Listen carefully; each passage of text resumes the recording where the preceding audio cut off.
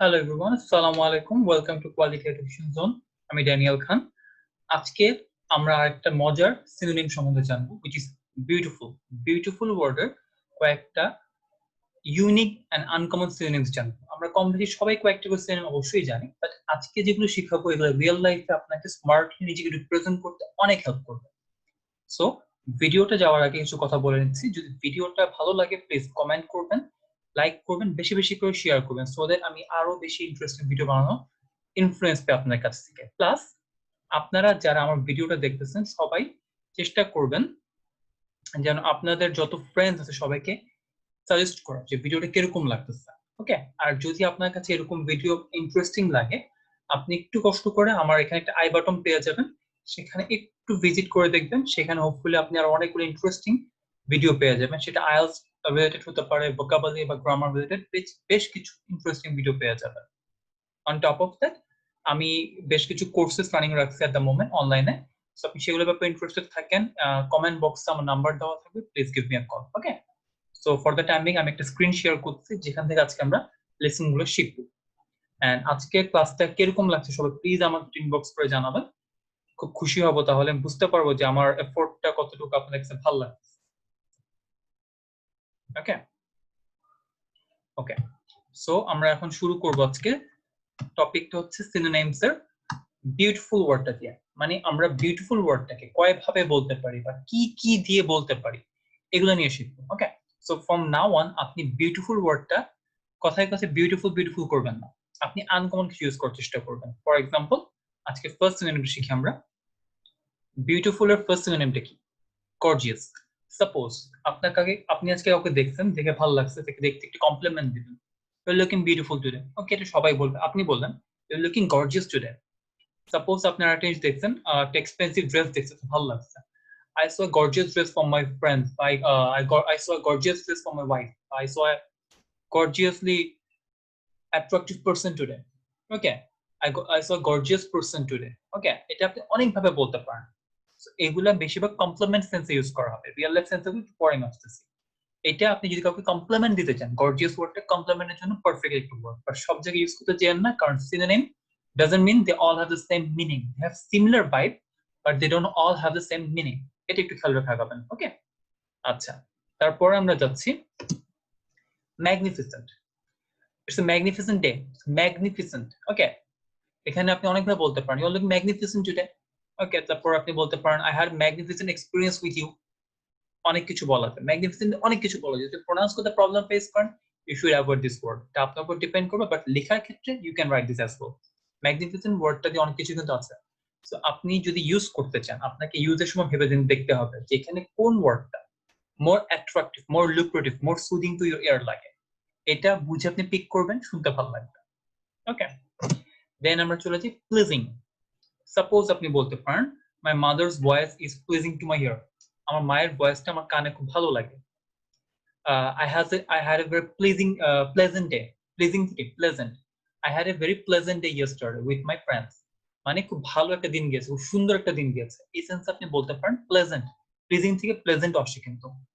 Okay, the weather is very pleasing today বলতে পারেন, খুব সুন্দর একটা ওয়েদার আজকে। প্লিজিং, সুদিং বলতে পারেন, দুটো কিন্তু কাছাকাছি। ঠিক আছে, তারপরে heavenly. The heavenly beauty of the nature always attracts me. Say for আমি সাজেকে গিয়েছিলাম, the heavenly beauty of Sajik made me visit the same place twice. I actually went there twice.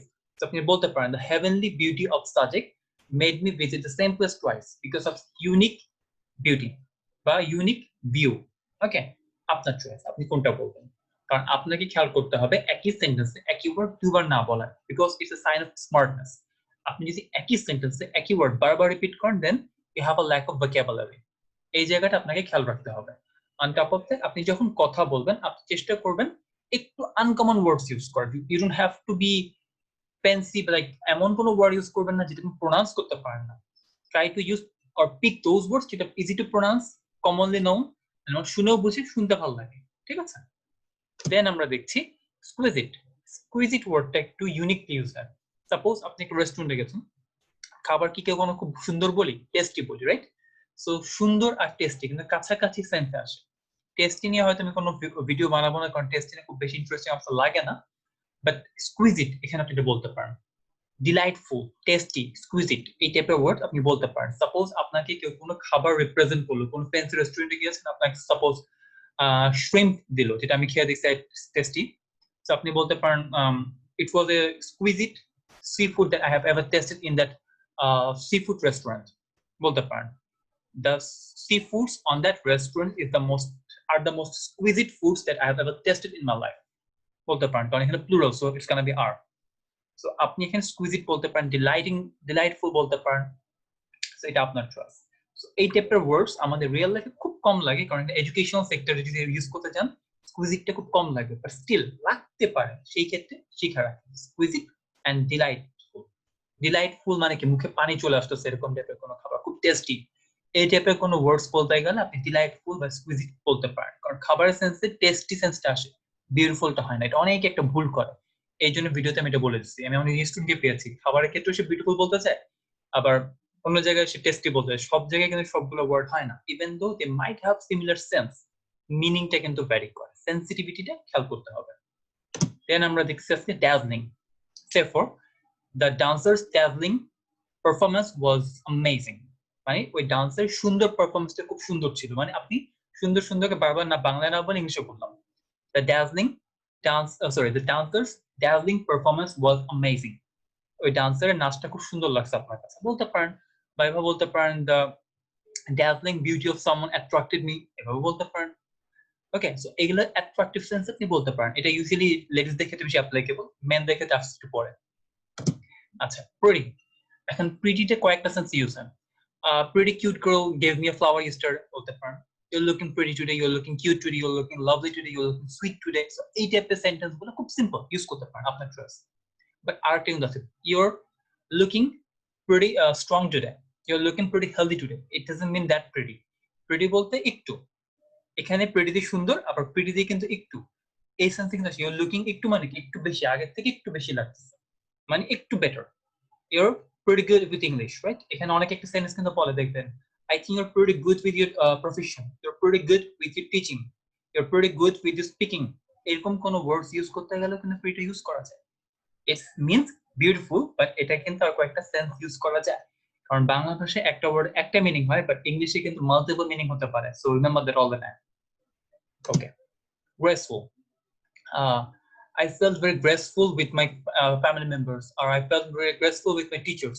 খুব সুন্দর একটা ফিলিংস ফিল করছি। It was a graceful experience with my mentor because they gave me some beautiful or amazing advice. খুব সুন্দর একটা experience ছিল, আপনার খুব ভালো একটা সময় কাটছে কারোর সাথে, এই সেন্সে আপনি এটা ইউজ করতে পারেন। গ্রেসফুল, সুন্দর একটা সময় কাটছে, ভালো একটা সময় কেটেছে। ওকে, এখন বেচারা যে ভাইয়ারা দেখতেছেন মাইন্ড করবেন না, হ্যান্ডসাম। ওকে, আগে যেসব আপুদের জন্য এটা হচ্ছে হ্যান্ডসাম। যদি কাউকে বলতে হয় ইউ লুকিং হ্যান্ডসাম টুডে, কয়েকদিন আগে আমাকে একজন বলছে you looking handsome with your blazer, আমার ফেসবুক প্রোফাইল পিকচার দেখে বলতেছিল you looking handsome with that picture, the blazer picture and the profile picture. এভাবে কথা বলা যায়। সাপোজ আপনি কাউকে কমপ্লিমেন্ট দিবেন, you looking ravishingly handsome today, মানে অনেক সুন্দর লাগছে, এরকম সেন্সে কোনো ছেলে মানুষকে বলতে পারে, আপনার চয়েস। ওকে, সো এই টাইপের ওয়ার্ডস যদি আপনি আরো শিখতে চান, আপনাকে একটু কষ্ট করে আমার ইউটিউব চ্যানেলটা সাবস্ক্রাইব করতে হবে। এন্ড যদি আপনার কাছে এগুলো ভালো লাগে, প্লিজ সবাই একটু আমার ইউটিউব চ্যানেল সাবস্ক্রাইব করবেন। এন্ড যদি কোনো কমপ্লিমেন্ট থাকে, কোনো কমেন্ট থাকে, এনিথিং, লিভ এ কমেন্ট, কারণ আমি চেষ্টা করব আপনাদের প্রত্যেককে আনসার করার। আমি চেষ্টা করি যারা যারা কমেন্ট করেন প্রত্যেককে আনসার করার, সময়ের জন্য সবাইকে ইনস্ট্যান্টলি করতে পারি না, বাট যাদের কাছে ভালো লাগে ভিডিওগুলো সবাই একটু কষ্ট করে শেয়ার করবেন এন্ড বেশি বেশি করে সাবস্ক্রাইব করবেন, যেন আমি আরো বেশি ইনফ্লুয়েন্স পাই আপনাদের কাছ থেকে, আরো বেশি ভিডিও বানাতে পারি। ওকে, এন্ড আমার ভিডিওতে যদি কোনো fault, even background task off লাগে, please let me know, I am trying to get your attention. So যদি কোনো মিস্টেক মনে হয় please let me know. Okay, so দোয়া রাখবেন। থ্যাংক ইউ, টেক কেয়ার, আসসালামু আলাইকুম।